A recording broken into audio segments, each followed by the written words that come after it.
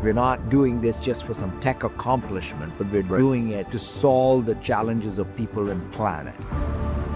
The thing that had been the AI test forever just went whooshing by. We've increased the energy efficiency of computing by 10,000 times. Today, we're launching GPT-5. Gemini 3, Llama 4, Claude, Grok 4. It's the worst it'll ever be.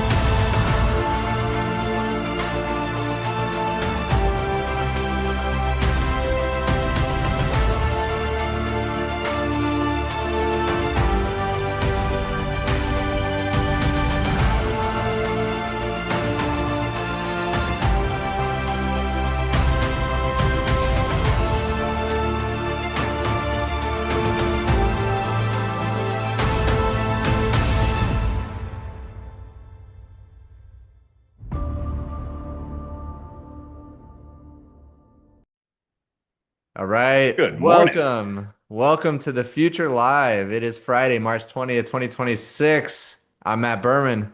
And I'm Nick Wentz. And we just were absolutely blown away by that hype reel once again. I do love it. We need more robots and more spaceships. Yeah, absolutely. Today we have a great show. We have Jayden Clark, aka Atlas, aka Creatine Cycle, host of MOTS, members of the Technical Staff podcast.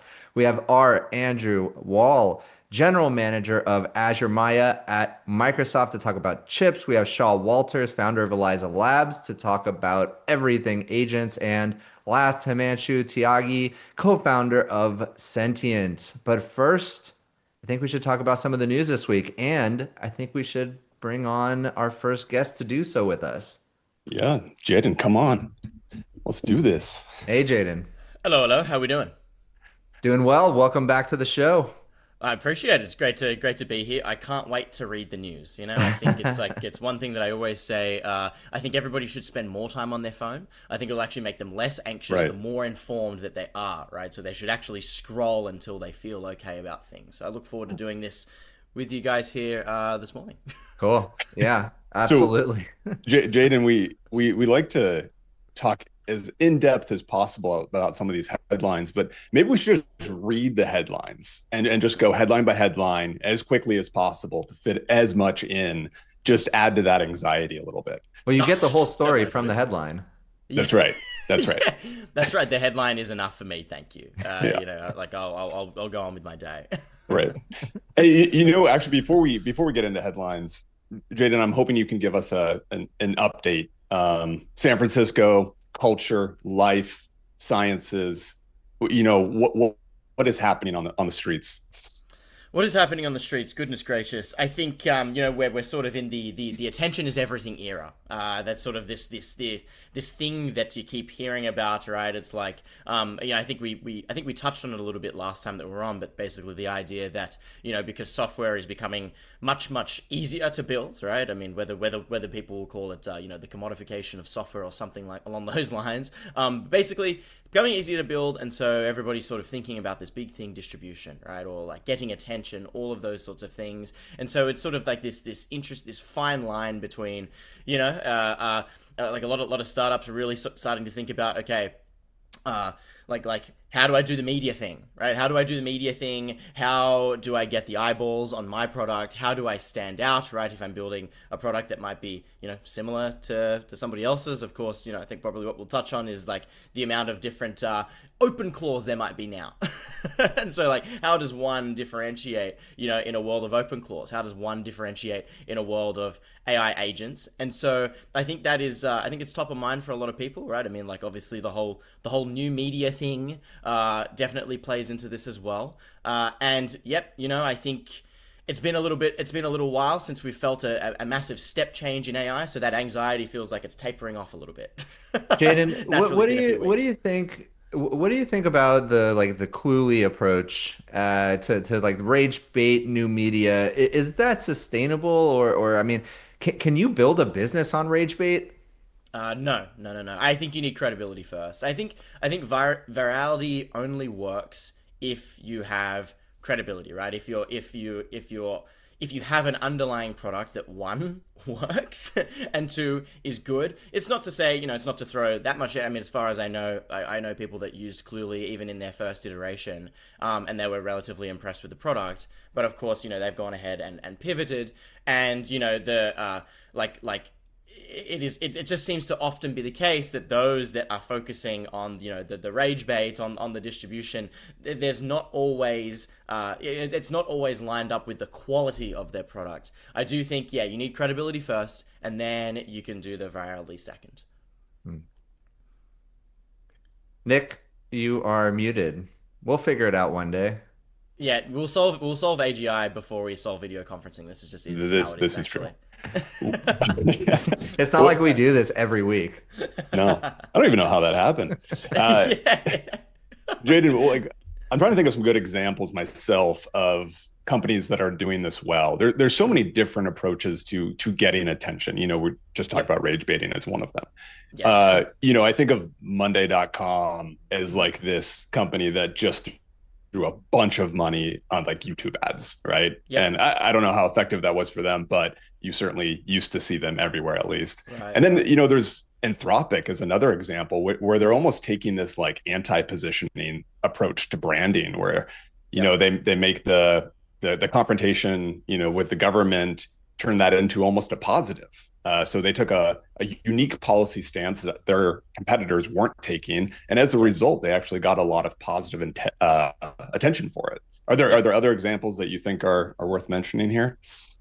Yeah, it's a good question. Let me think. I mean, I think just generally, I mean, if I I think the positive examples off the top of my head, it's sort of hard to think of. You mentioned like the YouTube ads, right? It does feel like that meta, right? YouTube ads, Facebook ads, Google ads, all of those sorts of things, they don't work as well as they once did, right? Yeah. And so, a lot of companies are sort of, well, I mean, there are company mandates for X. I actually think, now that I'm thinking out loud, I think Notion does a pretty decent job of this, right? I think their X presence has has improved quite a bit. I think they're just posting some nice stuff. I mean, the Notion brand is pretty vanilla, and they're really doing their best to sort of brand away from sort of like note taking to this AI first. And I think if anybody's actually used the Notion agent, it's actually a pretty decent experience, right? It's like I remember. I tend to be one of those nerds that write a lot of their notes in like Apple Notes or Markdown files in Vim or something. But that's definitely the minority. But when it comes to Notion, I remember using it a few years ago. You kind of there was a bit of a learning curve, right? You would use Notion blocks. But since sort of seeing it on the timeline and seeing all of these demos, I remember going back into Notion a few months ago, and I was just able to use the Notion AI to do all these things. And I think they have a really, really nice way of just demonstrating their product. And again, it kind of goes back to the credibility point, right? It's like cool. Notion is a world-beating company. I think they just surpassed 600 mil ARR, and their AI product. It's quite intuitive, right? It's like I didn't have to relearn the Notion block because I could just get Notion AI to do it. And I found that out via their little demos. Yeah, they've also done a good job leaning into kind of the community aspect of marketing. They have a really good marketplace where people are building their own templates and sharing those templates, and that has a positive effect on kind of their reach. And at the end of the day, though, it seems like Google is always going to be, or at least until SEO completely dies and SEM completely dies, is the winner. I think I Googled something about Claude the other day, and OpenAI ads, branded links showed up on top. So it's like, even in the face of all of this innovation and people calling for these kind of traditional channels to die, you're always going to bid on your competitors. It's the thing that never stops. Absolutely. Yeah. All right. Well, let's jump into some stories. Alex, if you could share the screen. Thank you. All right. So GTC was this week, and it seemed like it was the week of OpenClaw. Yeah, what do you guys make of all of this? It seems like everything is becoming a derivative or a version of OpenClaw. Yeah, I think so I went for the first day keynote. It was a lot of fun. I've seen Jensen do a keynote now like 3 times, and I mean he is a rock star. By the way, found out he did a 3 hour keynote. He has no teleprompter, none. He's doing this from memory, which is like, and all of the brand names around Nvidia are incredibly complicated, and he just gets them off and knows exactly what he's saying. I was so impressed by that. I just assumed he was using a teleprompter. But yeah, so very, very impressive. Obviously dedicated a huge portion of the keynote to talking about OpenClaw. Peter Steinberger was there. He was a mega celebrity at GTC, and yeah, now they announced Nemo Claw, and look, this all fits within the NVIDIA strategy. They want more tokens being used. Agents use more tokens. It doesn't matter if you're going to Anthropic for your tokens, if you're going to OpenAI for your tokens, if you're running them locally. It does not matter. NVIDIA gets paid on the whole stack. It's like it really made me realize 2 things. There's never enough tokens in the world, and every single one of them is coming from NVIDIA. The token king. Yeah, it's insane. It's absolutely insane. Not investment advice. Do you think he has one leather jacket or like a closet full of leather jackets? A closet, for sure. Yeah, he's gotta have like at least 10 of the same one. Yeah, At yeah. least 10. Like, you just like you find your fit, right? I mean, even the shirt that I'm wearing, right? I have about 10 of these same shirts, just Really? different colors. You find your fit, and then you just kind of run with it. I mean, I think it's a very like man thing to do. I think. I think But Steve Jobs kind of clearly got it. trailblazed that, right? Yeah. Steve Jobs had the turtleneck, and then Zuckerberg kind of did the same thing for a while, although he's now branched out and got into the design world. But I agree. I think I need to buy more of these shirts. Yes. Yeah. You gotta find your fit. Gotta find your cut. You know. Yeah, yeah. Yeah, so Jensen had a pretty good quote during this. I think it was during the keynote. It says, the largest, most popular, the most successful open source project in the history of humanity. And this is surpassing 30 years of Linux growth in just a couple of weeks. So he seems to be fully on board with this. It's a good partnership, because one of the main drawbacks and complaints about OpenClaw was the security. So it seems like NemoClaw is very focused on that aspect. Yeah, you know what I also really like is I really got the vision for what NVIDIA's building. For a while, they were a GPU company, and then this is kind of all what he talked about. So, started as a GPU company, then they were kind of an inference company, and now they are an AI factory company. And so they're touching every part of the AI stack. And it's kind of crazy because they're now building CPUs, and they're building networking, and they're building storage, and it's like all of these things. And I think that's also why OpenClaw was so important to NVIDIA, because it really showed when you're using agents at production scale, you're obviously using a ton of tokens, but you're also reading and writing from databases a ton. And so and you're not reading and writing it from databases like a human would. You're doing so at like 10 or 100 times the volume that you would otherwise. So we need new networking solutions, new storage solutions, and of course, NVIDIA is there to sell them all to you. I thought that was just so impressive. Yeah, and speaking of selling them all to you, Jensen had a pretty good forecast, 1 trillion by 2027 of the AI build out, essentially. And this is only including, I believe it's, oh man, well, it's probably only 2 of their products, Blackwell and Vera Rubin, if I'm remembering correctly. So that doesn't include what they're doing with Grok or other products. Yeah, So that was maybe that's speaking the of floor. Grok, by the way, that's another thing that I was super impressed with. Like 2 months after the acquisition, they already integrated it into their product. That's pretty insane. I mean, if we're talking about a software product, that would be really fast, let alone a hardware product, right? So like they took the Grok LPU and they've already integrated it, and it's just, yeah, it was just super impressive. Yeah, putting Feels that like 20 2 billion years. to work. Let's Feels like talk 2 years ago. Say Yeah, again? exactly. It 2 years feels ago like in feels AI like land. feels like that happened 2 years ago. Yeah, I know. The That was like acquisition. Christmas Eve, right? Yeah, yeah, yeah. 2 years Um, ago in AI world, exactly. yeah, yeah.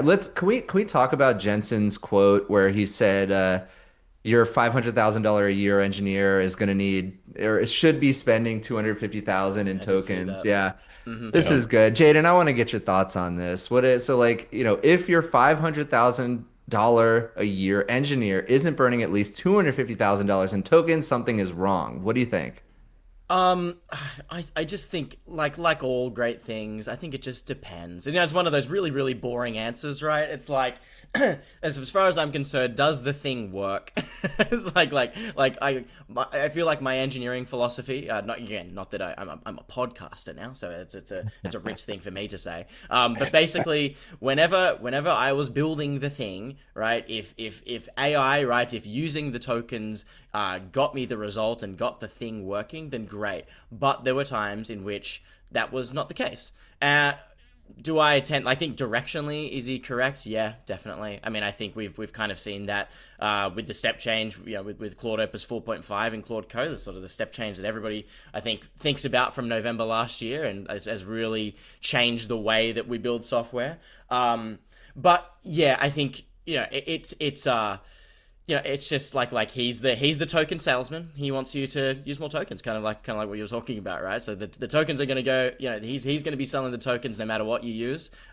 Makes sense for him to be saying stuff like this, I would say. Yeah. Yes, indeed. I Well, I would actually say $250,000 in tokens is nothing. I really Right. think like the tokens are getting better, faster, and also more expensive. Like there are certainly a ton of tokens you can get that are less expensive, but you want the good tokens, right? As an engineer, if you're building and you're building complex systems, you want the best tokens and you want them as fast as possible. Like I am paying Opus 6 times for their fast tokens, 6 times more, I should say, for their fast tokens, 6 times more. But then I can, spin up multiple agents in parallel. And I, Yep. if I actually were an engineer, $250,000 would be easy. That would be easy for me to burn through. Yep. That makes stealing sense. Jaden's line real quick, but I think it really depends. Like you can easily make an argument that cheaper is better for 95% of the use cases out there. If an engineer is coding, at the frontier, yes, you want the best models, but there's a lot of engineering use cases where the cheaper might be better because you're just going to get more production out of it. Yeah, I've been thinking a lot about that. There's there are certainly a lot of use cases that can be done with local models, with cheaper models. But like when you're talking about experimentation, when you're talking about wanting to move fast, and especially for engineers who are building really cool stuff, I think like cost is a afterthought for them for the most part. I don't think that's going to be the case forever though. I really think we're going to start to see more of the hybrid approach where, frontier models for the stuff that you have to use them for, kind of middle of the road sonnet workhorse models for the majority, and then once you productionize a system using local models to actually run them, even fine tuning them to get really good at that one narrow use case. That's going to be probably the approach. I don't think everybody's just going to be okay with spending millions of dollars per engineer per year on tokens forever. At a certain point, model routing is going to become much more important, and it's just not as important in this moment. But for enterprise, for scaling up, it certainly will be. Yeah.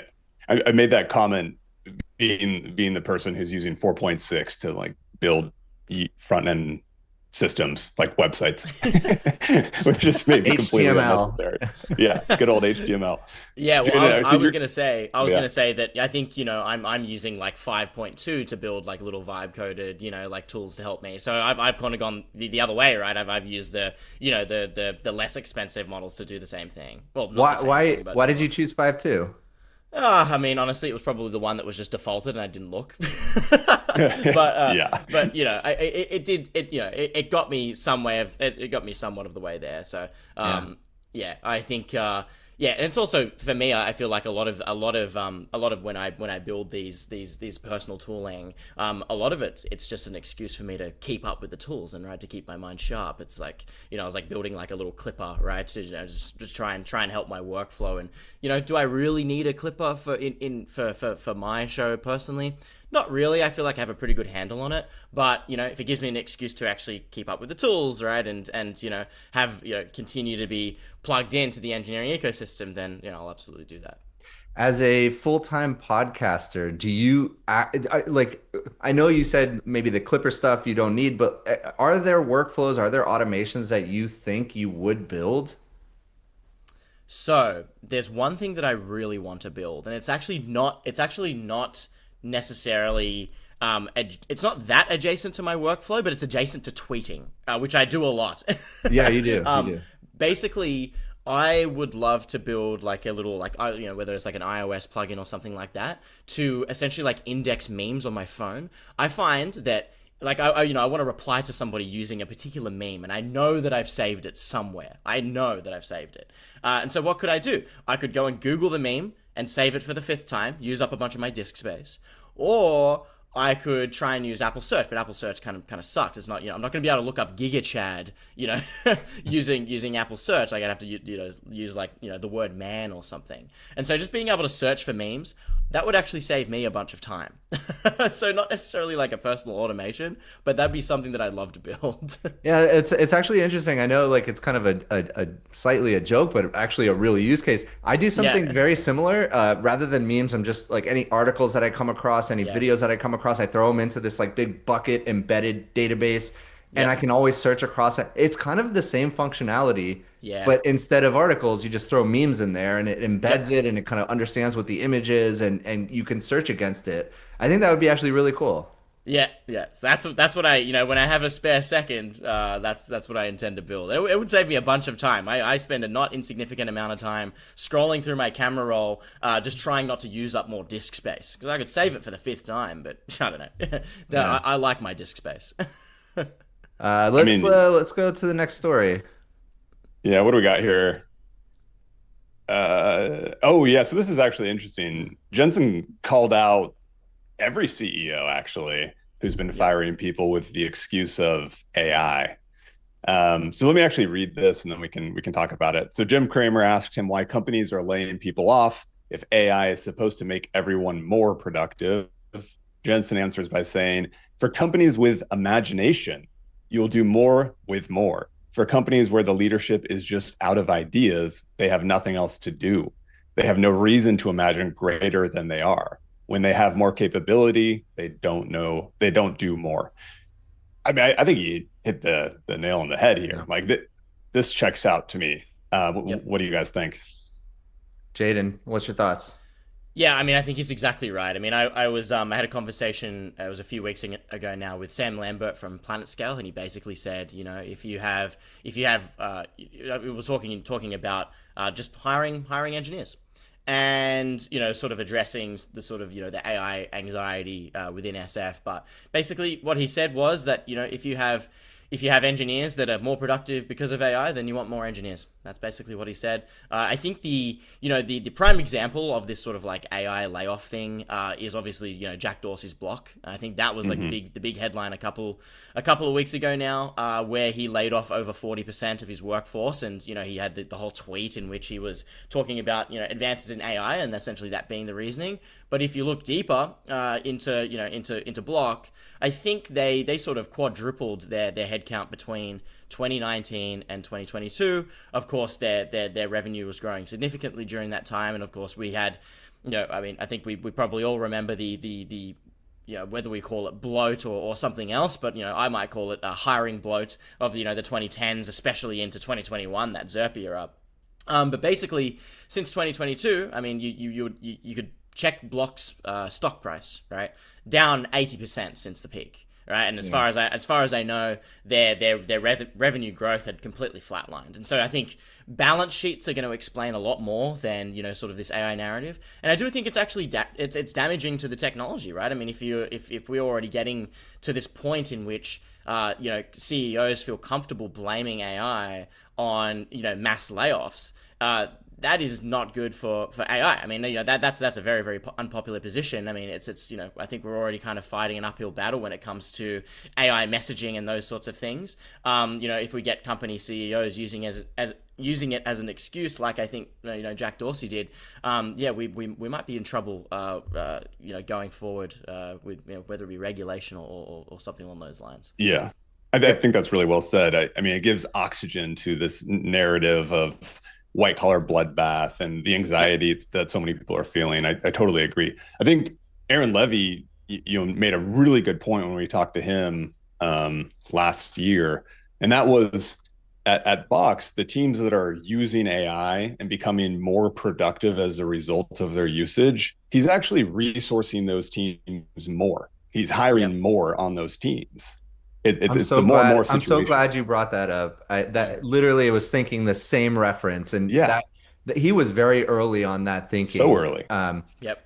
But then, look, AI is a nice convenient scapegoat when you need to pare down your workforce from exactly what you said, Jayden, like the ZERP era of overhiring, and then you look at the stock price, and yes, everybody's getting more done because of artificial intelligence, but at the same time, as Jensen says, you can do so much more. Let me tell you something. I am automating so many parts of my life, so many parts of my business, and I am so busy. I am busier than ever. And it's such a weird feeling because I'm getting so much done, but I feel so far behind, and we're hiring. And then you get like the weird, awkward Bernie Sanders videos calling out. So like, it's just like, it's frustrating when we like the folks on the inside can look at the Jack Dorsey like them kind of cutting 40% of the workforce, blaming it on artificial intelligence. We know that's not necessarily the full picture. Of course, it's I'm sure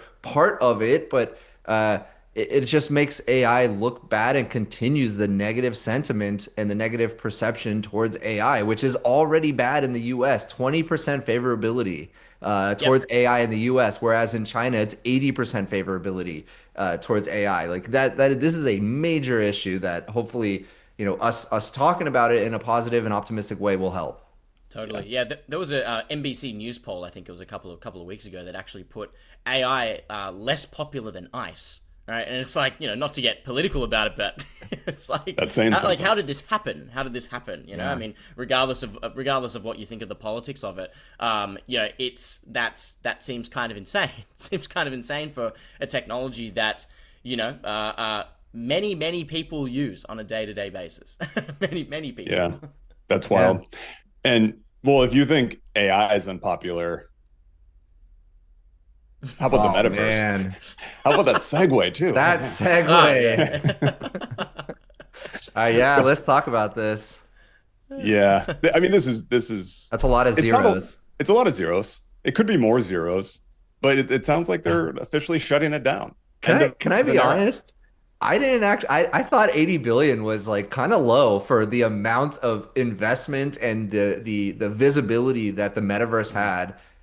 From Meta alone, 80 billion. I was like, oh, okay, that's not so bad. But I mean, I know that's a lot of money. But anyways, yeah, it's I guess it's in writing now. Like it's they're throwing in the towel. Yeah, I mean they changed their whole name. It's like what do they do now?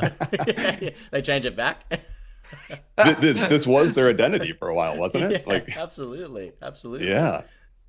So the most expensive tech pivot in history. Or maybe not. I don't know. We should look it up. So what do we think, Jayden? Let me get your thoughts on this. Do you think this is them officially throwing in the towel? Do you think the metaverse, AR, VR has a place? Like obviously, Apple Vision Pro was a big flop. I think the tech is really cool. There's just something about, at least for me, putting on goggles and being transported somewhere else that is like usually the last thing I want to do after spending a day in front of the computer. What are your thoughts on this? Yeah, I don't know. I mean, it's not something that I've experimented much with. I think the idea of, okay, well, maybe one day if you're just going to replace monitors, replace screens, and, rather than sitting in sitting in front of a bunch of monitors all day long, you're just going to have maybe a much more comfortable pair of goggles on, and you're going to be doing your work that way. I don't know, maybe you have some keyboard. The form factor for me, kind of like what you said, it doesn't feel right. Yeah, the metaverse, gosh, it really just does feel like a bit of a dinosaur of the ZERP era, kind of like, like NFTs. I mean, I know people are still making them and all those sorts of things, but or at least I think so. But yeah, it really does feel like a dinosaur of the ZERP era, and sure enough, that 80 billion probably could have been used on AI. I don't know. Yeah, maybe I don't know. Maybe they changed their name to some AI thing now, but but yeah, not too many deep thoughts from me on the metaverse. It's not something that I was super bullish on at the time, and sure enough, yeah, we've got a pretty big pivot. Nick, Yeah. Nick, what do you think? Like, how do you think Meta's positioned right now? They did spend so much money. The morale must be quite low because they're also pretty significantly behind on the AI front. They spent a ton to acquire Alexander Wang. They haven't, I think they pushed out, I think it's Avocado. They pushed out their Avocado model. Delayed, yeah. What do you think's going on internally? And then what do you think like they have to do to actually get to Frontier? And by the way, it's harder to get to Frontier than I think most people thought. Even XAI wasn't able to necessarily do it. Well, yeah, I mean, to that point, it feels like there are just a handful of people truly at the front, or companies truly at the frontier now, where it used to be 5, 6. It feels like that's consolidated quite a bit. But, I think the phrase is saved by the bell, like, and the bell being AI. Like, if AI hadn't happened, I think they would have been in a world of hurt. But now they can pivot into something, reinvest in this new bet. And I think that actually saved them. Otherwise, this would have been kind of legacy damaging and certainly would have hurt the company. And so, yeah, I think they're trying to figure out their identity right now. It's a lot of reorgs, as we've seen, a lot of acquisitions as well. And so I don't know. I think they're maybe scrambling a little bit, but I have no doubt that they will figure it out. I mean, Mark Zuckerberg has proved himself a number of times throughout history, and I can only imagine that he will rise to the occasion and make this work. Yeah. But Jayden, I want to go back to one thing quickly, and I want to get this on the record. Does Jayden Clark own an NFT? And if so, which one? I don't own NFT. I actually don't own any crypto. It's funny. I think having done a stint at a hedge fund, it's made me so risk averse when it comes to public markets or anything along those lines. Like I will happily like fling an angel check, like knowing that it's probably gonna like go to zero. But when it comes to anything, I don't know, more speculative, crypto, all those sorts of things, I've honestly not really touched it. Whether that philosophy pays off long term, I'm not too sure. But yeah, I was what was I? I mean, God, what was I even doing at the time? I mean, yeah, like, I don't know. I think I was just kind of like, I mean, I was still really, really just finishing college, but during the whole NFT boom. So yeah, it wasn't something that I was super across. Let's say that. Yeah. Disappointing answer. I know. I'm a little surprised to hear that, but I want to talk. Let me frame it from what they have going for them. Meta. They are still a founder-led company. Zuck still has super voting, majority voting shares, if I remember correctly, and he is more than willing to turn the entire tanker ship on a dime. Right? They've already invested a ton into building out their own data centers, a ton into hiring the best AI folks on the planet. Whether they can align and actually get a model out the door, that's still to be seen. But they have a cash printing business. It is incredibly popular, just as popular as ever, all of the social media sites that they have. And I think they have all the right ingredients. They have a ton of data.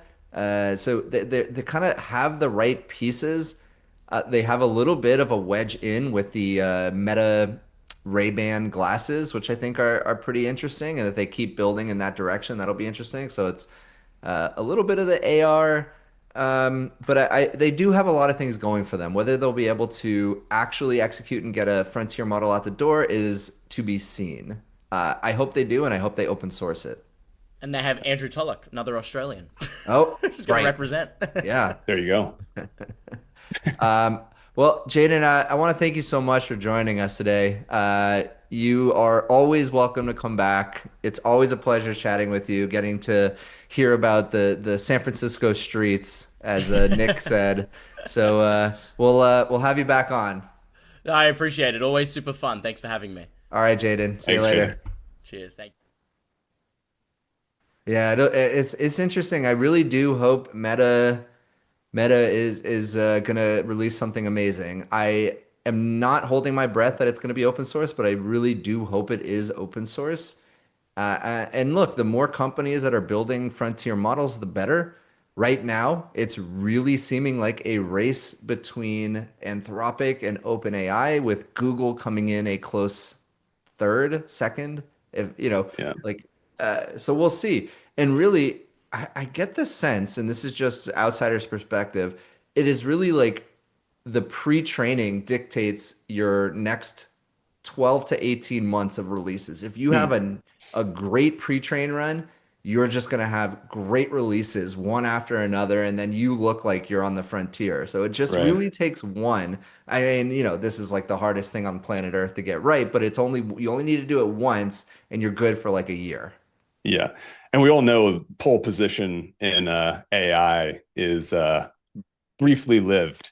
One release can totally change the standings. So it's going to be interesting to see how it plays out. By the way, last kind of comment on this, 80 billion is a brutal headline, but obviously Meta can absorb it, right? They have a very healthy ads business that's compounding, right? Like their core business never really faltered. So they can, of course, handle it. And it's more of just a headline at this point than anything else. Absolutely. Yeah. All right. Very excited to bring on our next guest. So Microsoft has been building its own AI chips to support workloads across Azure, Copilot, and its partnership with OpenAI. And our next guest is the person running that program, Andrew Wall. Welcome to the show. Hey guys, nice to meet you both, and thanks for having me on. Nice to meet you as well. Hey, Andrew. What's Very going nice on to today? meet How you. are you? Doing well, thank you. It's been great to listen to the conversation. You guys actually touched on quite a few things that are near and dear to my heart, from the tokenomics conversation to I was actually in augmented reality when I joined Microsoft with HoloLens as well. So really covered the full spectrum there. Oh, okay. Well, let's get your thought. I want to hear this. So if you've worked on augmented reality and you're seeing some of the headlines, obviously AR, VR didn't grip society as some had predicted. What do you think the state of AR, VR is right now? I think it's really interesting, just how quickly things are changing. And I know we're going to talk about the AI landscape with most of our time today and how quickly things are changing there. But I think that, I agreed with a lot of the points that you all had, and Jayden as well. It's just interesting to see where that gets a foothold right now. And with the advances on productivity and product building on the AI side, it's hard to figure out how to prioritize those two things against one another. Yeah. Well, Andrew, can you give us an overview of what you're doing at Microsoft? And we know you're helping, or you're leading the chip design, the chip manufacturing, but give us a little bit more clarity into what you're doing there. Sure thing. Yeah, excited to talk about our internal Azure Maia program. I think this is something that we've been developing for a long time, but behind closed doors. And we were excited about our Maia 200 announcement just over the course of the past month or so. But Azure Maia, it's built on custom silicon. And I think you see a lot of competitors doing this as well with Google and AWS. But it's more than just the silicon. And what we're so excited about with Maia, similar to some of these other programs, is it's really about the vertical integration of the silicon with the system into the data center fabric, and then the software stack that you build on top of that. And so with our second generation program with Maia 200, we've really focused on making sure that we can get it right all the way from the AI workloads that run on the top of the platform to the models that run underneath those, and then making sure that the infrastructure that we're delivering can deliver the highest performance at the best efficiency. So that vertical integration, is that important in most scenarios, most use cases, or are there just very specific things where that really is advantageous to have? Yeah, I think it's going to be more and more important. And it's actually not dissimilar from the token conversation you guys were having previously in terms of, good tokens versus maybe less good tokens in terms of how many of these that you use. I think that as AI workloads continue to optimize themselves and figure out what they want to be when they grow up, and figuring out how we're going to use these agents in specific use cases or some of these bigger flagship workloads, I think the vertical integration is going to become more and more important, because I think that as you start to understand what the workload needs and how they use the models underneath them, then it's about how the model is co-designed with the hardware infrastructure and the data center layer underneath that. And so I think that there's a feature element to it. And so what can one infrastructure deliver for a model or a workload that others can't? But there's also an efficiency element. So how do you make sure that you're maximizing the performance? How do you make sure that these tokens are as good and strong as possible for some of the pre-trained runs that you mentioned, but also the inference of those models after the fact? And so I think that as we're building Maia, and I think as other companies are building these fully integrated stacks, they're really starting to focus on the things that matter most for their workloads. When you're thinking about building Maya, and then you think about the economics of it, is Mhm. Microsoft planning to sell Maya chips to inference providers, or is this like, hey, we're just going to run it in-house and provide the inference ourselves? Like, how do you think about that? It's starting as a platform play, and so when we think about the Microsoft AI platform, we want to make sure we're always delivering the best performance at the best cost to developers and customers.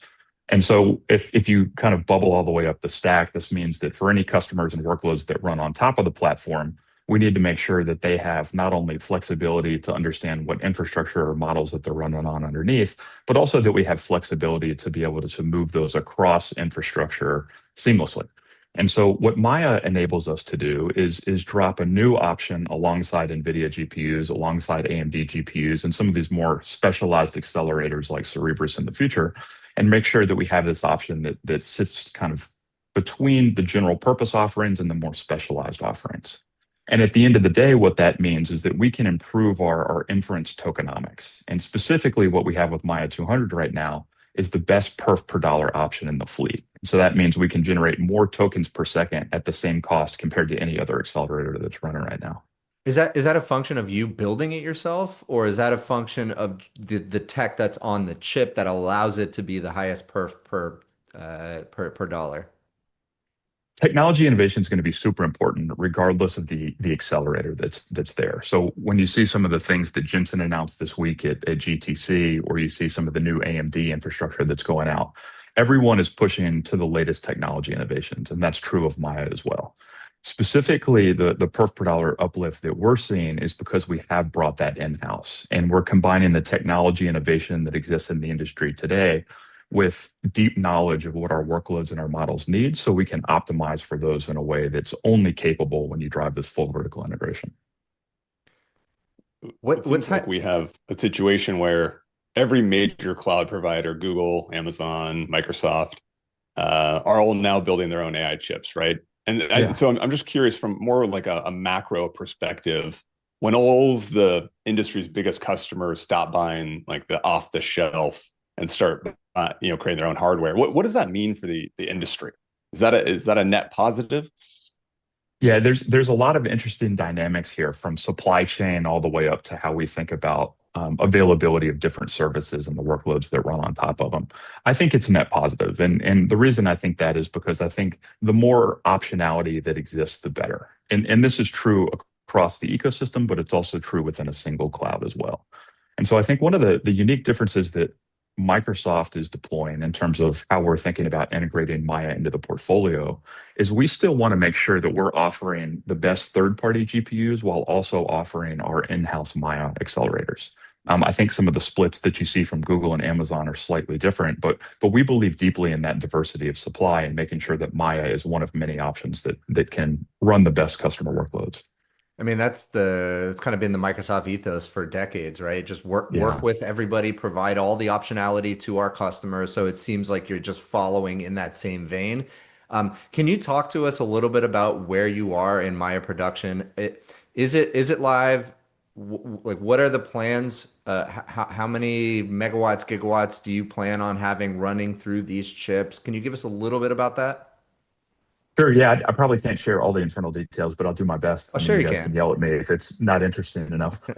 No, so Maya 200 is live today. It's in data centers. It's running workloads, which is awesome. We're going to continue scaling this through the end of this calendar year, and Maya 200 is only the second generation. And so, though we're relatively behind compared to some of our competitors, I know TPUs V7, V8, V9 start to see some of those things. Um, Amazon is running on Trainium 3 now. I know they've announced exciting things about Trainium 4. Maya 200 is only our second generation. So, we've been excited to be able to catch up compared to what our competitors have been able to do. I think our raw speeds and feeds are roughly in line, and we're delivering better perf per watt than some of the options that exist right now. But from a roadmap perspective, we are also working on our next generation family of products. So in parallel with Maya 200, we're already working on Maya 300. It's something that we'll be targeting for next calendar year, and then we go generation over generation from there. Are there And specific okay. one last question on that, Nick. Are there specific types of models that work well or especially well on Maya chips? There are, yeah. I think there's, okay, you're going to let me geek out a little bit. And again, tell me, like, Please do. More get back geeky in the the better. lane. Yeah. It's interesting from my perspective to understand the different types of AI workloads that exist out there. I think we spent so much time thinking about just training versus inferencing, but really there's a full spectrum of things that are in between there in terms of post-training synthetic data that can run to help advantage the next generation models. And then you get into consumer and commercial inference and all the things that are going to be made possible with the agentic workflows of the future. Orthogonally, there's an axis of the types of infrastructure underneath those that power those workloads. And so you can have something that's very general purpose, like the NVIDIA GPUs of today, or something that's very specialized when you start to look at Cerebrus and Grok and some of those things that are designed for very specific use cases, whether it be low latency or otherwise. What we've tried to do with Maya is position ourselves right in between those and thread the needle in some ways. And so we want to make sure that we can provide enough general purpose capability that we can still run some of the future workloads that we might not understand well enough right now, while also making sure that we're advantaging the current workloads that matter so much to Microsoft. And the things that we're primarily focused on are the model building activities that the Microsoft Superintelligence team is driving under Mustafa, as well as some of the product cases that currently exist in foundries, such as M365 and some of those workloads. Can you actually talk about that relationship with Mustafa? Like, how does that partnership work day to day as you're developing these chips? Yeah, Mustafa has been a huge proponent of the program, which has been really awesome. I think, I guess it was probably a year and a half ago or so where we had a broad set of strategic discussions to understand, hey, what do we want to do from a Maya perspective? And I think Satya was very, very clear, and Mustafa stepped up and said, hey, the superpower of Microsoft is we have the silicon in-house, we have the models in-house, we have the workloads in-house. Co-design is going to be extremely important as we drive this thing moving forward. And so what we've done is we've deeply integrated with Mustafa's team, and we work closely on a daily basis to make sure that we're driving this co-design between the infrastructure layer and the model layer.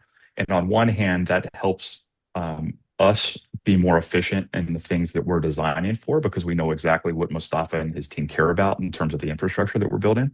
And then on the other hand, it gives Mustafa an opportunity not to have to rely on general purpose offerings like NVIDIA and some of these things, and say, hey, these are the things that are really important for me. Go make these happen. Does Microsoft have ambitions to be on the frontier with model releases like an OpenAI and Anthropic, Google? I mean, Microsoft, owns a piece of almost everything, so they're kind of well positioned. But do you can you talk a little bit about internal culture and that desire to be serving Microsoft branded native frontier models? Yeah, I can't share too much in terms of specifics there, but I can tell you a little bit about how we're approaching it strategically. And Matt, I think this goes back to your point in terms of ensuring that we're providing the optionality while also giving ourselves an opportunity to level up in some ways by serving kind of the fully integrated one-piece stack. And so when you think about the models that currently exist on the Microsoft platform today, as you mentioned, we have a lot of OpenAI models that we serve. The Microsoft AI models are going to be something that we start to see more and more of. We're having conversations with Anthropic as well. And so we want to make sure that we are able to serve a robust portfolio of the best models today. Now, when it comes to figuring out how to advantage those models, that's where the infrastructure layer comes in to say, okay, what do these models run best on, and how can we think about advantaging those things moving forward? And in the future, we can see a state where silicon to system to model to workload, we get advantage by running all of that stuff in-house. So, Andrew, I want to go back to something you said about performance, because like you mentioned, this is only the second version, and yet it seems like you've caught up, meaningfully caught up. And actually, let me preface this by saying a large majority of our audience is fairly technical, but there's also a growing number of folks who are getting exposed to this for the first time. And so I'm hoping we can go back to basics here. Like, as you design these chips and try to extract more and more performance out of them, what is actually happening? Like, what are the steps that you and your team are taking to extract that performance? Yeah, this is a fun area. Yeah. I'll give you the RTL. You have 5 minutes. Yeah. No, well, maybe to really come back to the conversation you guys had earlier, because I think that's where it starts in terms of, good tokens and how you make sure that you're deploying as many good tokens as possible for whatever the workload looks like. I think from a tokenomics perspective, more tokens is generally better. Now, can those tokens be more efficient? Absolutely. Can we be more efficient with how we use those tokens? Absolutely.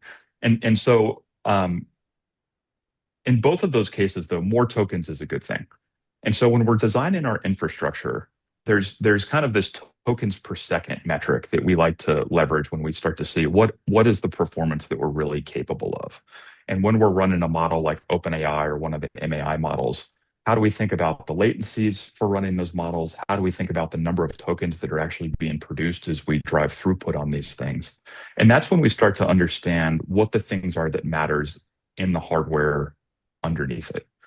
And this is where conventionally there are a couple capabilities or speeds and feeds on a piece of AI silicon that you can say would drive that output, whether it's your FLAPS performance on the compute side or your HBM bandwidth. But it's actually much more interesting to understand how data moves across the system. And when a developer makes a call to say, hey, I want to deploy this number of tokens, how does that call get how does that call actually interface with the model, and how does that model deploy the hardware underneath itself to make sure that things are behaving in a way that it can be as efficient as possible? And so understanding that entire workflow is really key to understanding what the performance looks like on top of any individual piece of silicon or at the system layer or whatever that looks like.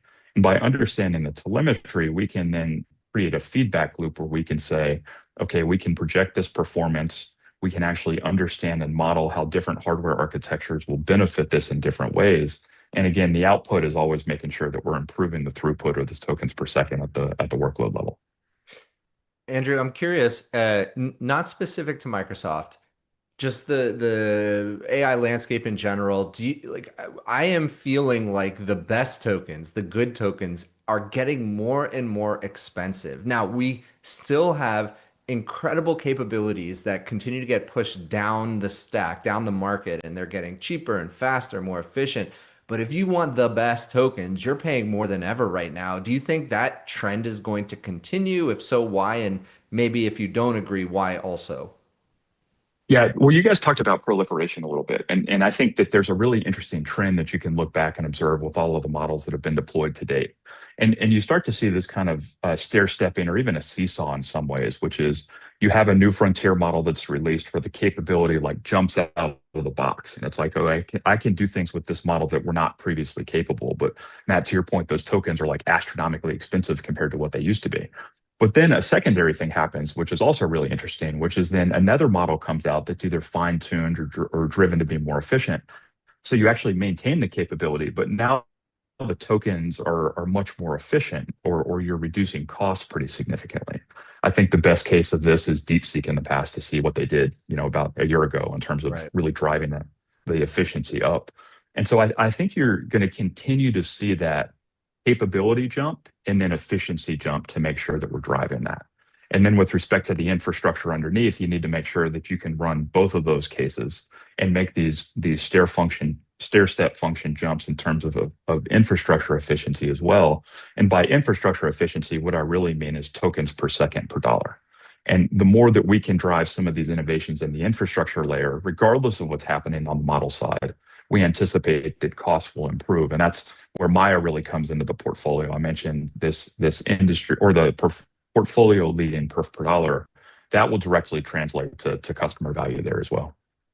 And where do you think local inference comes in all of this? Like, I'm a pretty big believer that eventually we're going to have a hybrid inference approach where, the frontier still hosted in the cloud, kind of the workhorse models maybe hosted in the cloud, maybe hosted locally, and then certainly a lot of the kind of lower sophistication use cases can be run on edge devices. What's your take on that? Yeah, we have a lot of smart people thinking about that exact problem. And Matt, I agree with you. I think hybrid is likely where we're going. I think that even for some of the models deployed today, a lot of these things run in the cloud, but in time, they will be available locally as well. However, I think there's always going to be this use case for things that are able to run in the cloud and able to run in the cloud more efficiently. And that's where I think cloud scale infrastructure and making sure that we're flexible and integrating this diversity of supply is going to be important for these use cases moving forward. Yeah. Andrew, I want to thank you so much for joining us today. It's been a pleasure. I really can't wait to see Maia as it continues to get deployed, and hopefully there's enough tokens in the world for my use cases. Because oh, absolutely, yeah, it's been been great talking to you guys, and appreciate the questions on all this, and we're super excited about Maia moving forward. All right, thank you, Andrew. Thanks, Andrew. Thank you. So, Matt, I mean, the real question becomes: everyone's building their own chip, forward future chip. That would be sick. I don't know if we have enough expertise on the team because we have zero. So I think maybe we'll just rely on the big companies to actually build the chips, and we'll just use all the tokens. We'll reconsider in 2027. Yeah. All right. Well, we're a media company. Hey, it doesn't hurt to have some custom chips lying around. But I think we should move on to our next guest, who is the founder of Eliza Labs and creator of Eliza OS, the most widely used open source framework for building autonomous agents. Shaw Walters, welcome to the show. Hey, how's it going? How you guys doing? Hey. Well. Yeah, very, very good. Thank you for joining us today. Yeah, how you doing today? I've been grinding, so I'm a little tired, but I'm just in it. We're shipping a big project this weekend and just building. Do you want to talk about the project? Yeah, sure. I mean, we are making an autonomous agent with kind of like a waifu aesthetic. Like Grok has kind of Annie. We thought it'd be. I've done a lot of this kind of stuff in the past. I thought it'd be very interesting to have something that was the mix of the sort of fun, silly companion, as well as all of the capability of something like an OpenClaw, basically. And yeah, so it's called Milady. We're launching that right now. Of course, yeah. So actually, on that point, it seems like Eliza Labs has a lot of offerings, a lot of surface area.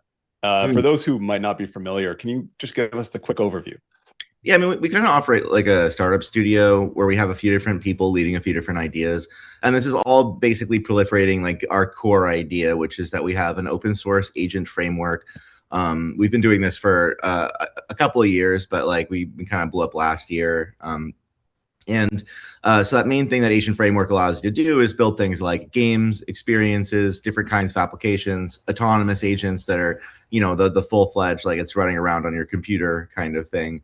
And so the key thing on top of Eliza is I've been building this Milady project as like, what is a full autonomous agent that's like a consumer would use that, and then kind of taking that and thinking like, what would my mom use? Because OpenClaw is cool, but it's a little complicated to set up, and there's a few things that we would do differently for different kinds of communities. So we've been really thinking about like how could we reskin these things for your community, for your project, or whatever your thing is. So if you're like into crypto, then it's like, oh, it comes with wallets and polymarket integration, all these kinds of things. If you're more into like gamer stuff, we're really working on like agents for games and stuff like that.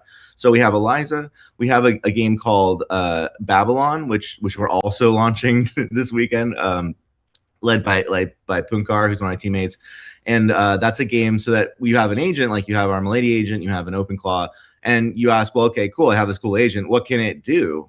Well, it can play these games. And these games are like right now, Babylon is a paper trading game, but our goal is to build financialized games where the agents have incentives to play them and actually make money. And in doing so, we're like collecting all of the data and trying to build better agents who are better at the things that we do. So I wouldn't say we're, like with Babylon, it's basically a copy of X. It looks exactly like X, but it has something kind of like Polymarket integrated into it, where inside of our sort of fake AI driven universe we've created, where we have like AI Elon Musk and Mark Zuckerberg and Mark AI Andreessen and these kind of, I don't know, we obviously AI 16Z was one of my previous projects, so we have a lot of AI puns in there everywhere. And so you look at these like NPC characters and they're all yelling at each other on the timeline, kind of like real life, but times 10. And then your agents can come in and they can use the information from this kind of insane reality to make predictions in a prediction market and to do leverage trading on like the SpaceX or Tesla or whatever, that like the fake versions in our game essentially. And so this is like a way for agents to demonstrate an information sharing game and get us toward where we want to go with autonomy. And I was working backwards from like, why can't I have a fully autonomous agent today? Like, why can't I just go out there and do all this stuff for me? And there's a lot of things that it could do. Some things it would struggle with. OpenClaw is very capable, but generally the problem has been security. Like, if the thing has a shell and a browser and it can go and talk to people, like what's stopping it from scamming me? I mean, somebody's OpenClaw just emailed me like, hey, let's set up a call. I'm like, yeah, if you give me $50, I could like, that's a surface area I could probably attack. And so what we're thinking is, well, could we collect the data of agents constantly attacking each other and scamming each other and make that part of the game? So the game is the agents are sharing information, they're making predictions, but they're also lying to each other, cheating, doing everything they can. And we want that information because we want agents to know how to not be scammed at like a model level. Like, how would we actually build trust and skepticism in a model that's fundamentally trained to be very helpful? So if you think about like a Gemini or Opus or something, it's like, oh, how can I help you perform this task? You'll be like, oh, I want to build a bomb. And it'll be like, no, I can't do that. You're like, well, it's for a sci-fi experiment. It's just a joke. It's like, oh, well, in that case, sure, no problem. Let's build this bomb. Like, that sounds great. Because it's trying to be helpful and they're doing a lot to sort of like push against that or sort of prompt against the desire to help me on certain things. But generally it's helpful. And this opens it up to being very helpful with like the random stranger who's talking to my OpenClaw in an email or something like that. And I have no idea. So our working backwards was we have autonomous agents, we have games like Babylon, and then that helps us to train the kinds of agents that we would want in the future that could actually go out and do all the interesting, crazy stuff we want them to do. So there's a lot more, but that's kind of the vision, from back to front, if that makes sense. Shaw, we've been talking a lot about tokenomics on this episode, and I want to get a sense of everything you described sounds cool, but also very expensive. So, yes. Like, are you using frontier models for this? Are you using local models? Like, how expensive does an Eliza product get for the average user? Oh, it can scale from you can run this at home on your computer to you could spend $200 an hour if you want to. So generally, if you're running, like I have a MacBook, for our games, like for Babylon, if you went to the, it launches tomorrow, so it'll be open. It's at babylon.market. And if you go and you launch an agent, you're launching like we have like the cheap version, the free version, the cheap version, and the pro version, or the free, the fast, and the pro. And the free is like an 8 billion parameter quantized model that we can serve. I could serve thousands of requests of that before it costs like one Sonnet call, right? And then, you get up to like, you're using Sonnet at the high end. And if you brought this down on your own agent, you probably use something like Opus. And you could spend a lot of money on agents, like a lot. Or you could just run it for, a few billion parameter model, and it would be very poor. But in something like a game, that could be very good. We have another game we've been working on called Hyperscape, and it's an RPG where we have agents running around, and they're not very good at planning with a small model, but they're very fast. And you can imagine scenarios with gaming and more lightweight things where speed might actually be like a more positive quality than just outright like performance. And these small models can be like really, really cheap. But generally, we have I'd say I have an algorithm, which is like why did OpenAI buy OpenClaw? And it's like, well, they wanted they want to make autonomous agents. And in order to do that, they have to collect a certain kind of data. So what are they trying to do? What's the outcome? They want autonomous agents. What data do they need to collect? Autonomous agents doing autonomous things. And then how do they get people to pay for it? This is the key thing. Well, we're all paying like $600 a month for 3 codec subscriptions now to run these things. So, that's a pretty good SaaS model. The way that we do it is more like degenerate gambling. Same thing. What am I trying to do? I'm trying to build autonomous agents that cannot be scammed, that are like good in social environments, that can interact with other people I do not know. How do I collect the data? We make a game basically that simulates that part and incentivizes specifically the behavior we're looking for, which is agents scamming each other. And then how do we pay for it? Well, gambling and degeneracy, of course. And so if you're playing any of our games, like with Hyperscape, for example, you can actually bet on the outcomes of models dueling each other. That it's like a streamed polymarket kind of experience. With Babylon, your agents can go in and they can be like making money and playing the game. As I said, currently paper trading, but when we move it to crypto, it'll be full on. You can just like have your agents make money while you sleep, or lose all your money while you sleep if that's what you're into. Sure. So these games are acting as a training environment, obviously. Yeah. What are the indicators that they're ready to move out of the training environment and into the real world? What kind of margin error are you looking at? Well, so I mean, this is definitely like a challenge. Generally, in the same problem in like, oh, I have this cool simulator with this robot in it, and then I have this real robot, and I want the robot to like walk around. But the real robot has like physics and constraints that the simulation does not. And so this is called the sim to real gap. And it's the same thing. We have these agents in the software environment that are walking around doing stuff. And we can show like by any metric, if I train, I take a 30 billion parameter model or like a 14 billion parameter Qwen 3, and I take data from our thing and I fine tune it, it definitely gets better, right? It definitely gets better because it's getting a lot of data about what to call when, but it doesn't necessarily become like a smarter reasoning model, right? It's not like I've given it some kind of implicit, new generalized knowledge. I've just really like trained it on my use case. And so for a use case, like if you have basically any kind of training harness and you're building in use case and you're like training on that and putting it back in, you are going to see definite and immediate positive return, like, upward gradient of like, this thing is doing better on all of my benchmarks and in my game. But then if I were to take that out and put it back onto like normal benchmarks, you would see no difference and probably worse, right? Like it may actually make it worse because fine tuning is essentially collapsing the space of capability to make it better at a certain narrow set of tasks. For video games, this is maybe even desirable. But once we get into the real world, obviously we want to be able to take this data and show it back into the real world. But in order to do that, you're going to have to like, have quite a lot of data variance. So in like our game, we're creating a game to demonstrate this, but probably to do like a generalized approach, you'd need to run the GPUs pretty hot. Like you'd need like DeepMind level, like we're going to run a lot of these at the same time with a lot of variance in the scenario, because that would be the problem. Is if like I have a game where everyone's doing the same thing, then I might be like, I can't just like take all of that data and put it into the DeepMind mix, so to speak, of like a foundation model, right? Like it would have to be mixed in somewhat. But what we're trying to do is one, like prove that this even that this all works at a deeper level, not just that like, okay, it's better at our game, but that it's better generally at like not being scammed. And so we've been also working in parallel on a thing called Scam Bench, which is just like a bunch of scenarios of like real world. We've seen a lot of people trying to scam robots kind of thing. And so like if we have this and we have our different games, like there is probably a nice mix of data that could be added to your training mix where you could have this be like very real world. But that's like our longer vision, because like as we all want local compute. Obviously, like agents want to move to the edge, compute wants to move into your pocket. This is the long-term thing. But the short term is probably very much like we're still going and working with large labs and like ultimately the problem that we're trying to solve is one that I think that they'll be very, very interested in. And so it's like, if we can prove this at the simulation level, we can build it out. But like, yeah, there's a big sim to real gap. I wouldn't say like, oh, you can just use our data and put it in and suddenly your agent's smarter.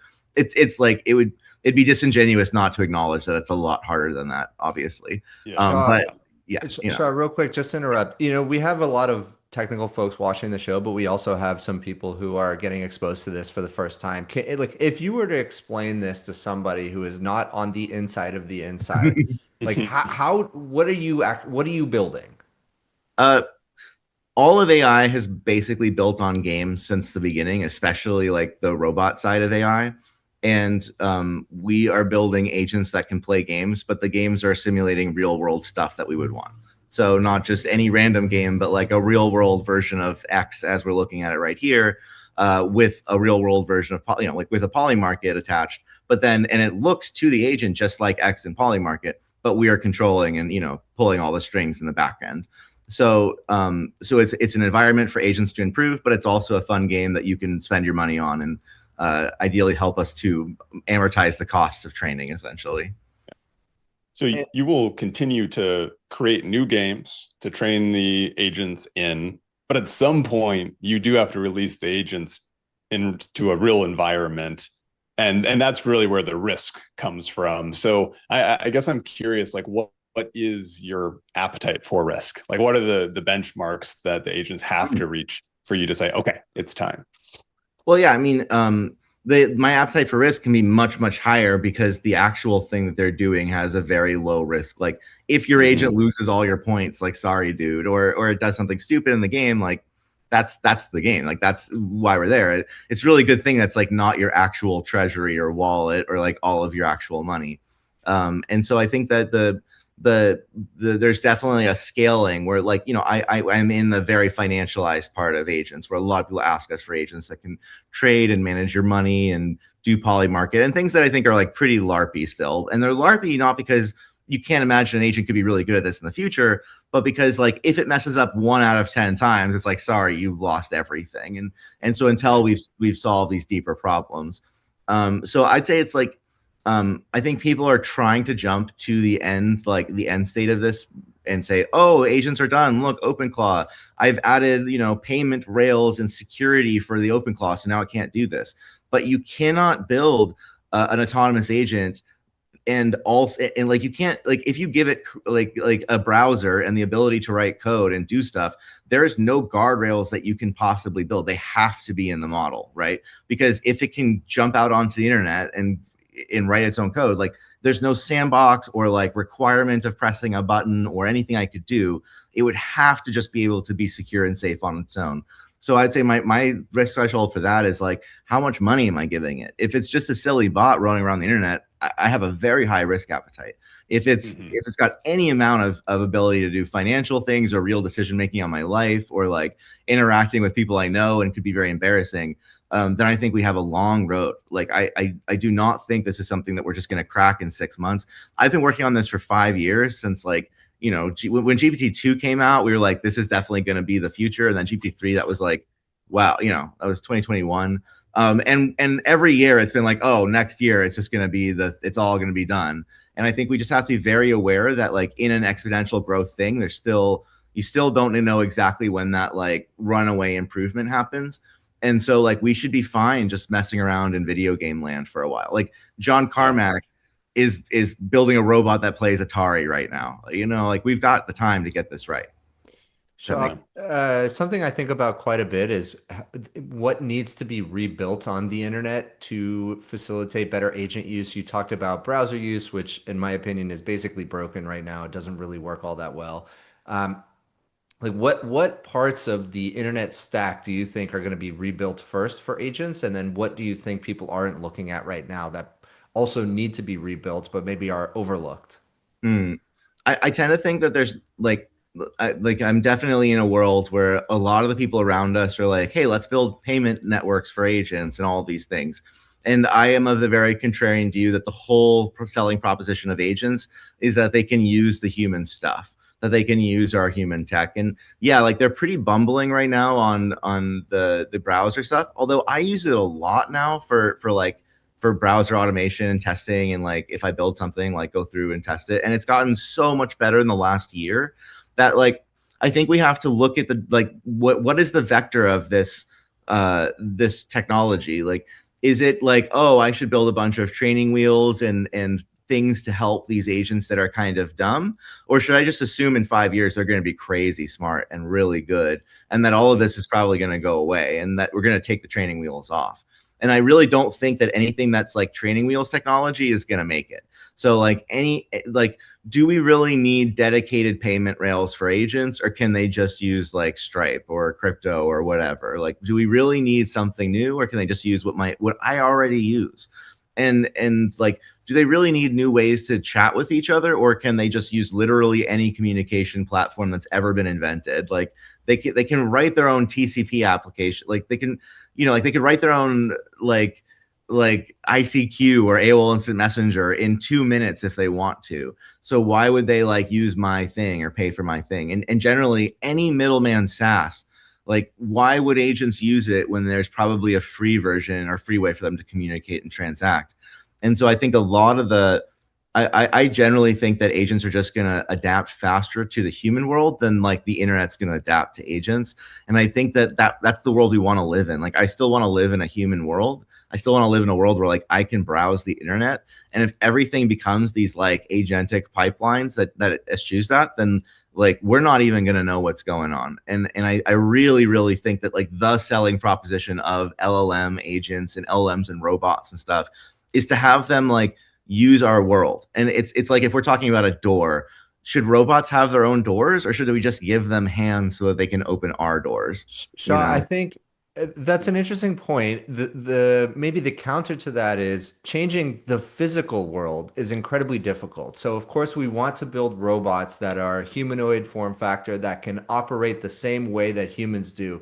But for bits, for the internet, it's much easier to change. And so I'm trying, like, to me, especially, and I want to get your opinion on this, as we continue to see an increase in the amount of AI generated content on the internet, it's going to be increasingly difficult as a human to go browse the internet as we know it today. And so our agents probably will have to filter it, browse on our behalf, bring us back what we think we're going to want to see.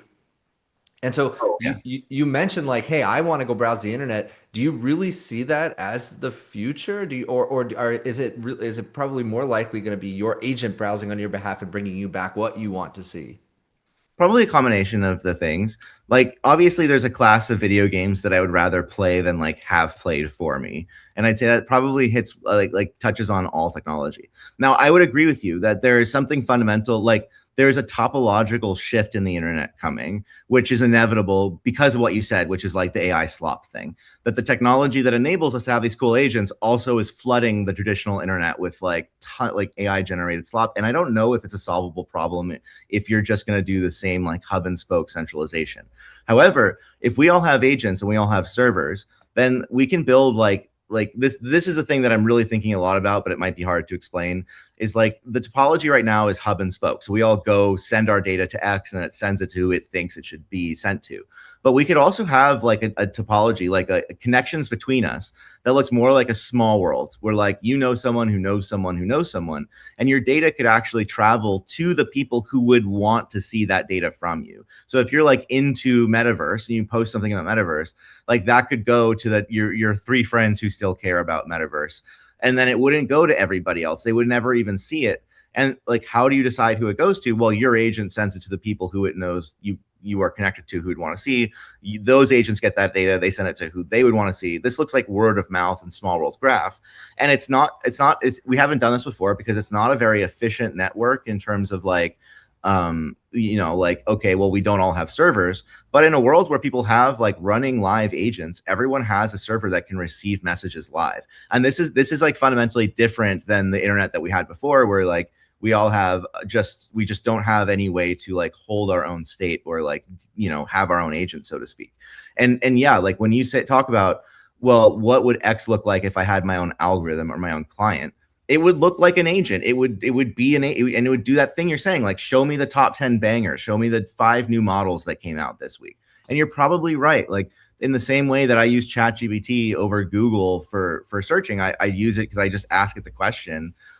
Probably the same thing. I'm going to ask ChatGPT for like my social feed, and it can also generate user interfaces now, right? Like we've seen a lot of this new thing where if I'm like, show me the feed or show it to me as a messenger application, like that also would be pretty tenable. So I'm with you that like I think the value of agents is that they're going to adapt faster to the internet than the internet's going to change, or like the basic coordination problems of shifting in, like what standards would we use to make the agentic web? Like we could argue for that for 30 years, but by then the agents will already be using the web. I'd say that, if that makes sense. Yeah, totally. And one last question for you from me on this topic. As you think about agents and if they are tasked with filtering everything on my behalf, we're putting a lot of trust in that agent. Now, obviously, right now we're putting a lot of trust in, as you said, the hub of the hub and spoke, the X algorithm, the Facebook algorithm, Instagram algorithm.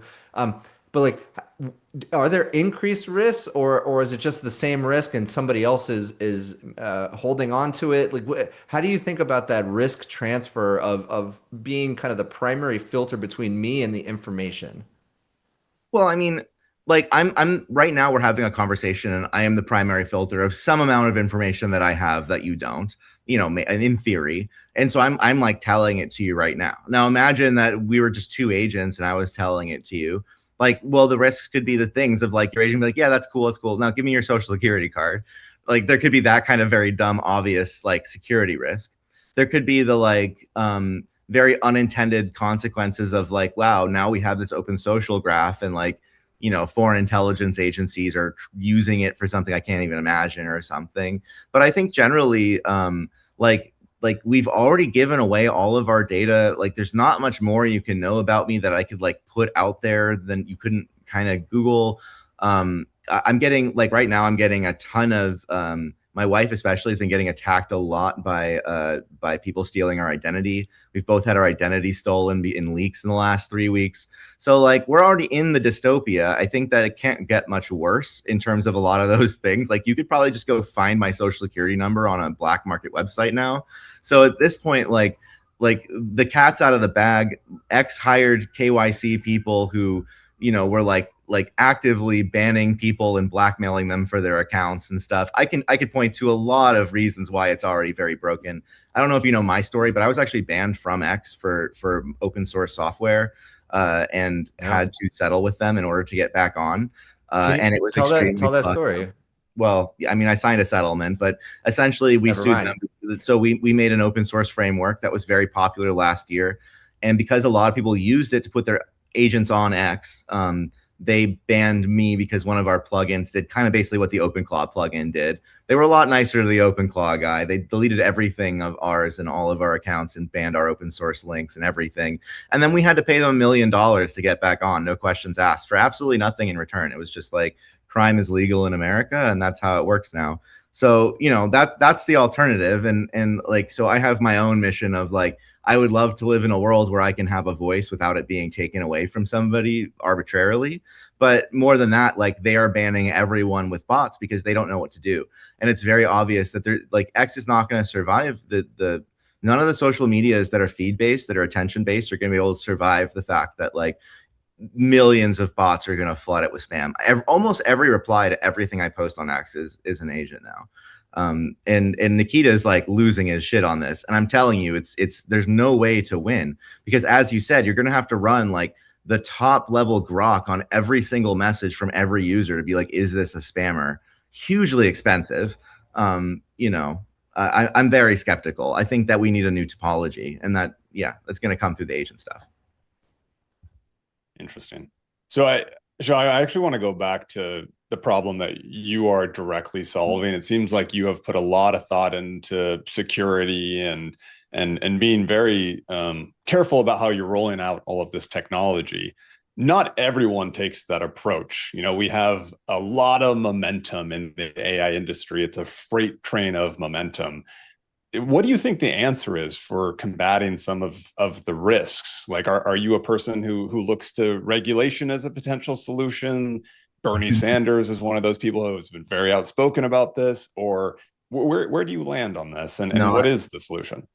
the risk to me is definitely more on the side of regulatory capture and on stupid things happening, like having to KYC my computer, or like in order to use it, or having to deal with some crazy NVIDIA regulation so that I can just run a freaking model. Like if I want to go train a model right now, I can just do that. And like, you can't stop me. It's my way, it's my code. Now, what happens if that starts to demonstrate some levels of super intelligence? Do you just get to come and take that from me, or like, am I not allowed to distribute that?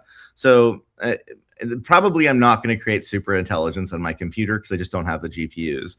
And so a lot of this like argument of regulation, regulatory capture, blah blah blah, mostly is like between the big guys and then things like the ad agency wondering what's going to happen and how they're not going to lose all their money. So they're just doing stupid stuff like lobbying directly against our incentive, like our what any of us would want for this KYC bullshit. And so in this world, like, I guess what can I do? I really want to be part of the open source part of this. I really think it's important that we all have access to this. Everything we're building is open source, and like part of that is so that people can come and join us and just like build with us and get into this world. And part of it is just like a fundamental belief that like if we're just building another thing, if we're building this beautiful technology that gives value to all of us, that in theory hoarding it is actually just hurting everybody and preventing like you and me from having the cures for cancer sooner. And that just seems like deeply amoral. And we could get it. That's a whole view on itself. But like inside of this, we don't have an open source DeepSeek in America. We're all using Chinese models now. Like everything I've told you, we're training on Quen models. Like, that's crazy to me. Why are we doing that? Why is America not the leader in open source models today? That's insane. We absolutely should be. So I think the risk here is losing our freedoms to stupid people with incentives like, oh no, my advertising business is going away. I think that's like the number one risk, is people clutching their pearls and making the world objectively worse for the rest of us. Number two risk is like, oh no, this technology is too dangerous. We can't trust our citizens to use it. And then I'd say like number three is like, well, great, we should now automate the mass surveillance of everyone at scale that they can't even possibly fathom. And I mean, if I had unlimited Anthropic budget and access to the NSA records, like I can make infinite money doing infinite things that you probably wouldn't want me to do. And I think that's a terrible incentive for anyone to have, like absolutely terrible. And so, yeah, like if the only solution I can see is to give everybody else the same superpowers. So I would say I'm accelerationist for sure. And I would say that I think that the risks here are of going slower, not faster. But then inside of that, I am surrounded by people who say really stupid things like, oh, your AI agents can trade meme coins. And I'm like, yeah, that's a great way to lose all your money in like a day if you want to. And so like, where's this balance between people saying totally just unbelievably stupid, unrealistic things? Because the industry, you can just say anything like, hey, I've got a Mac Mini that's like doing my personal assistant now. Come on, guys, that runs at 1/10 the speed of my Claude Sonnet. Like that would never be able to do anything useful for me. It's totally a LARP. So I'm in that world of like surrounded by LARPers, but also like there is a clear and urgent need for this stuff. So somewhere there's a middle ground here, if that makes sense, Absolutely. Shaw, we could talk about this for a long time, but I have to let you go for now. Thank you so much for joining today.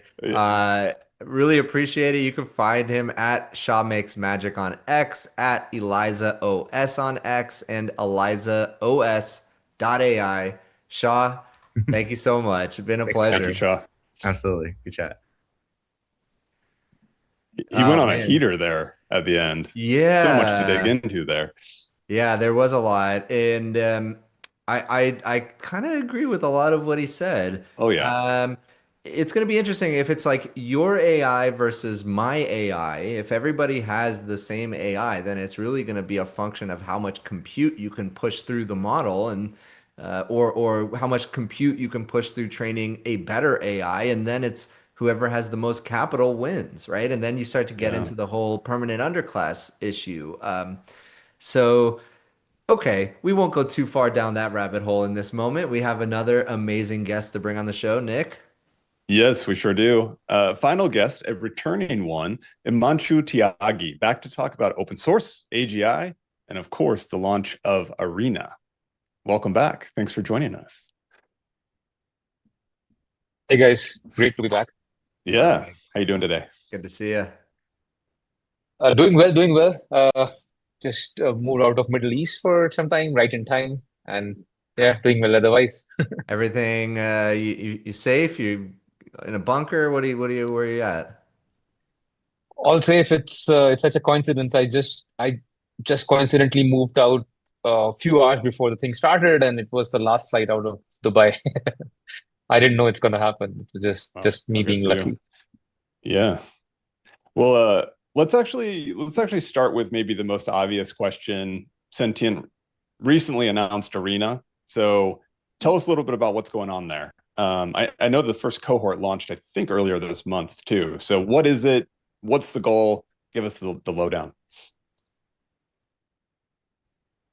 Yeah, so this is the next phase of AI, now what everybody calls evolution, in the sense that the next wave of AI is coming through tools like Claude Code, and which is taking and I saw that, Matthew, I saw that you have been using Claude Code aggressively. So the idea is that now the era of data which is over the internet is done. That kind of data is done. And the next evolution and the next kind of AI which is being built is through what you ask these kind of harnesses to build, what they build and what comes out of those. That's the next era of AI. The problem is that everything that's happening there is behind the scenes. And even open source models can't really help you there, because even if somebody builds an open source model based app, the whole data that you use to describe your issue and to give feedback on your code and to drive that code in a certain direction is still closed. And our goal is to bring those ideas to open. Our goal is to, in some sense, get other open source harnesses to compete with Claude Code's amazing harness and see where the gap is. So not only having models in open, but having that whole evolution of a piece of software or an agent being in open. And that's the arena. This is the arena where different agent builder harnesses compete to build better agents.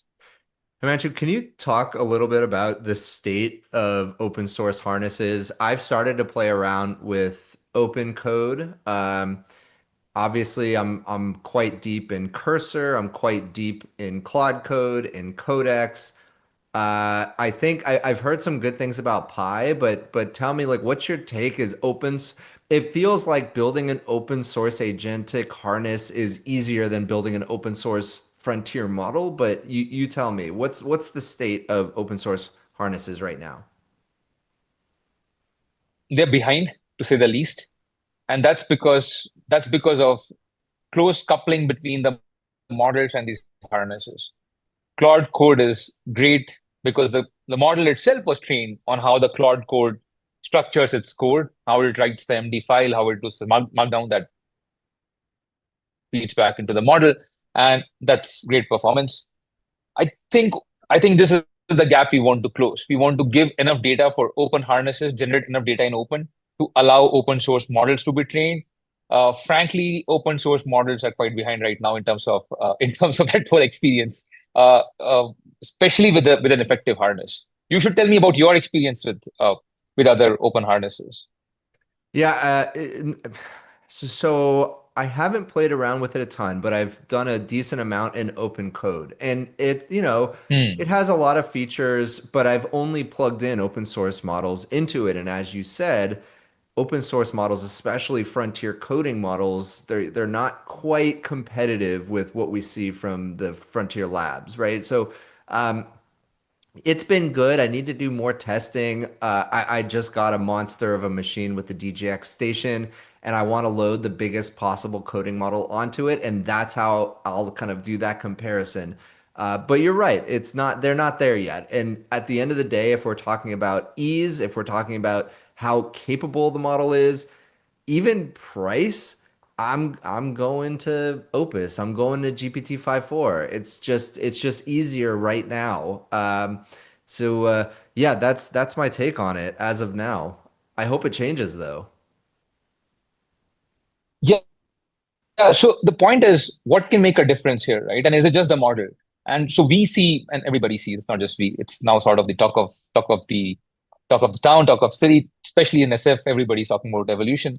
The idea is that there are multiple parts to it. One is the most important part is how do you give feedback? You give feedback as a human, that's very good.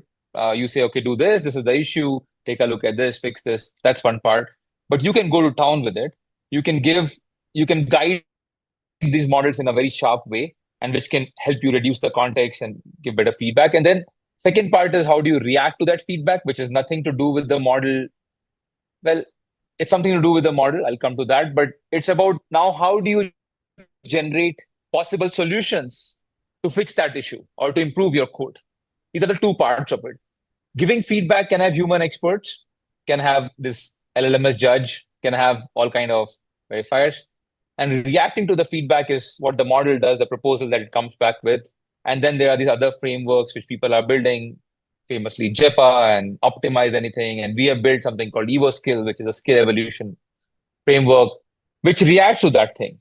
I think my belief is that almost all frontier open models with appropriate feedback will give reasonable output in these algorithms. And it's just that you have to explore a bit more maybe to get to the right solution, but they do propose good solutions. And the point is the point is, how do you get the perfect solution for your problem? How do you sort of maintain that list of good solutions and evolve and get the right solution? So it will come down to efficiency, but I think they have the core knowledge in them. Yeah, it's interesting. I think Karpathy's auto research project gave a lot of inspiration to like, okay, wait, he can auto research his way into a GPT-2 level model. Why can't we do that to skills? And why can't we fine tune models like that? Why can't we change all the prompts and auto research our own prompts? And it's kind of interesting, but I think at the top level, you still need a frontier closed source model to orchestrate and to come up with the experiments, right? You're not using an open source model to do that, or do you see that happening soon? I think for those experiments, open source models won't be behind. What you have to work out is how do you use the output of the open source model. As I said, these frontier open models do propose good solutions, but how do you navigate this set of solutions and choose the perfect one for you? And the second part is, what do you give as input to that model? Because one option is you give everything, you give the whole code as input and say, now you improve it. And this is the issues I'm facing. That's just too much context to handle. And a harness like Claude Code helps you focus on the right thing. And that the track that it effectively puts is very good.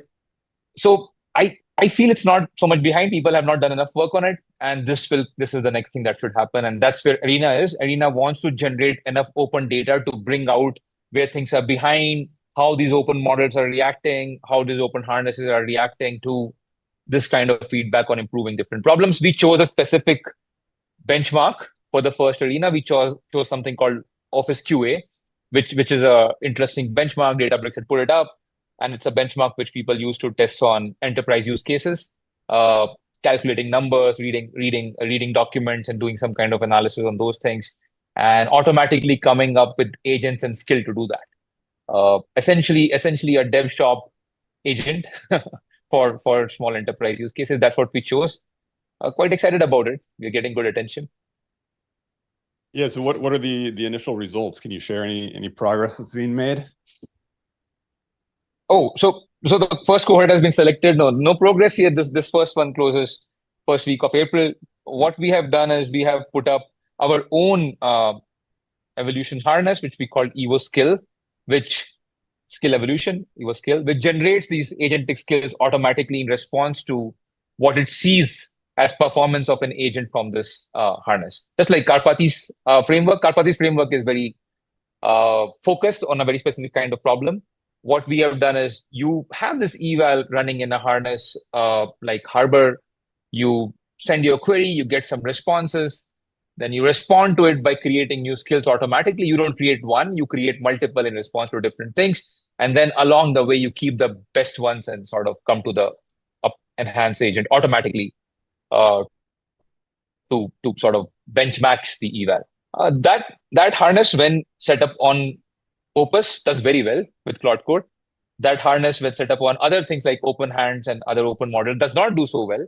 But we are hoping that other builders who are joining that cohort can push that and get it to the level of Claude Code's performance. That's the whole hope of this arena. And the entire data and the entire feedback that we and experts will give will be kept in open.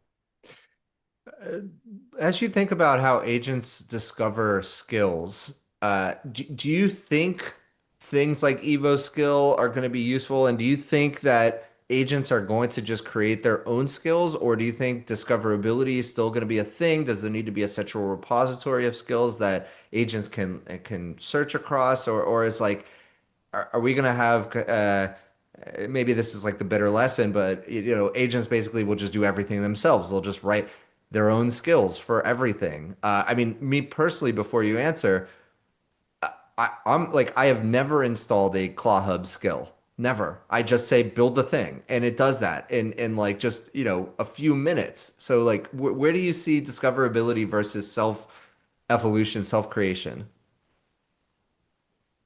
That's a beautiful question, actually. So firstly, I'm sure we are all scared of those skills sitting there and picking it up from there. But it depends on how much data you have. You as a human expert, right? You have this extraordinary ability to give very sharp feedback about the essence of the problem, and then the code, the harness can react to it and give you a great skill. But now if you're not sitting there and this thing is running on its own in response to evals, and if you have a very large eval, then in principle you can discover a great skill. But if you have very few data points and there's no human to support, then you would rather, this is our take on it, you would rather adopt an existing skill equivalent of where you pick up a skill and maybe modify something a little bit there and adopt that one rather than generating upfront. So if you have a lot of data, large eval like Office QA, then you can generate a skill which is useful for you. If you have limited data, you would rather adopt a skill. And if you have human expert feedback giver like yourself who can give the essence of the problem as a feedback, then you can also generate skill with very single input. So it depends on what the feedback mechanism is. That's why I think the feedback, the signal to that thing is the most important point here. How you give feedback to your harness is the most important point. That will determine what kind of algorithm you can use for evolution. Okay. Makes sense.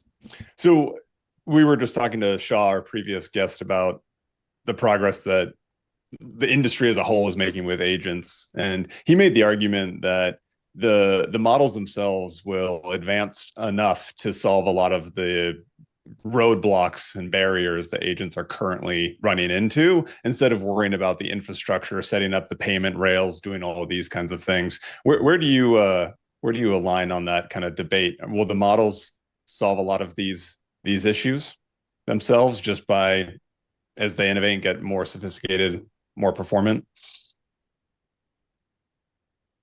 Can you say a bit more on what kind of issues you're talking about? So, when you're using a browser-based agent and it runs into a commerce issue, not being able to make a payment, for instance, you can set up the rails to make that payment process smoother. Or, to Shah's point, you wait for the model itself to become more sophisticated, and it can just figure out that problem on its own. Does that make sense? Yeah. So this is an interesting point. This point basically relates to what is the next wave of data. So models are not learning from vacuum, right? Models are learning from the next wave of data. And a mainstream application like payments, with enough logs being thrown back and enough people trying to build payment applications on Claude Code, maybe I buy that. It's possible. Something very bespoke like what people are, let's say, doing in physics. Maybe not enough data, maybe all in silos and one or two data points, and hard to believe a model will by itself start solving it. Definitely we know this is the year of world models. So definitely we know that long-term planning and long-term things models are not capable of doing very good work at. So if you have multi-step instructions and you have to decide to buy the cheapest tickets, cheapest travel plan by coordinating across multiple websites, and requires, let's say, 10, 20 steps, it will be very hard for models to plan that way.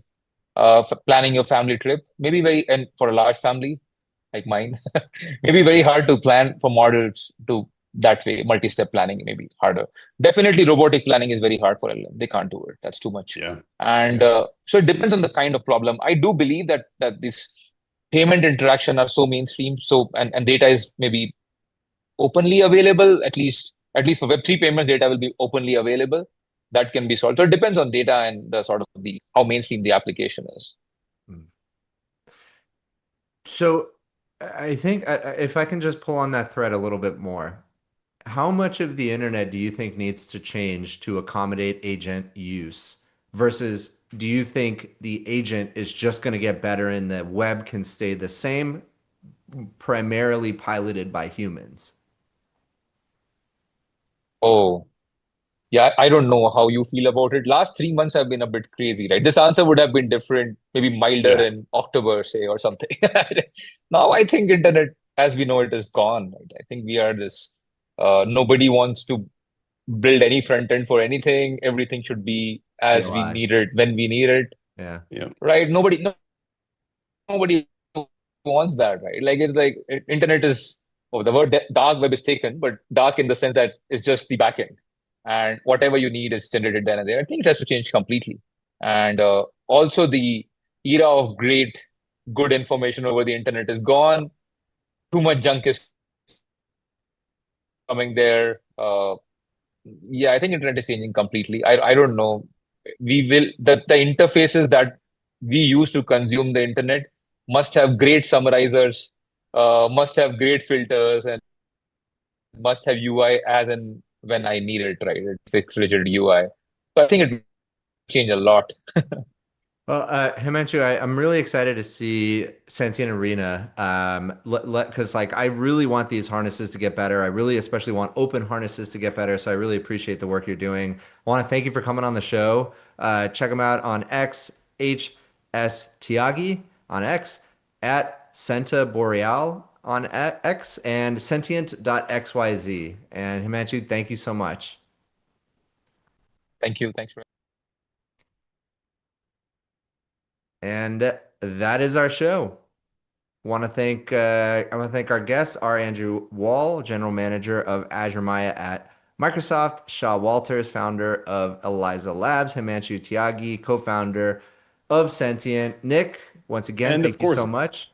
our friend Jayden. Can't forget Jayden. Oh, of course. Yes, sorry. And of course, our friend Jayden, who will be back on the show soon enough. And Nick, thank you for co-hosting. Thanks to everybody who watched. Go follow us on Twitter if you don't already do that. Give us a like, give us a subscribe at Forward Future, and go check out our newsletter, our newly designed website and newsletter, forwardfuture.ai, and we will see you next time.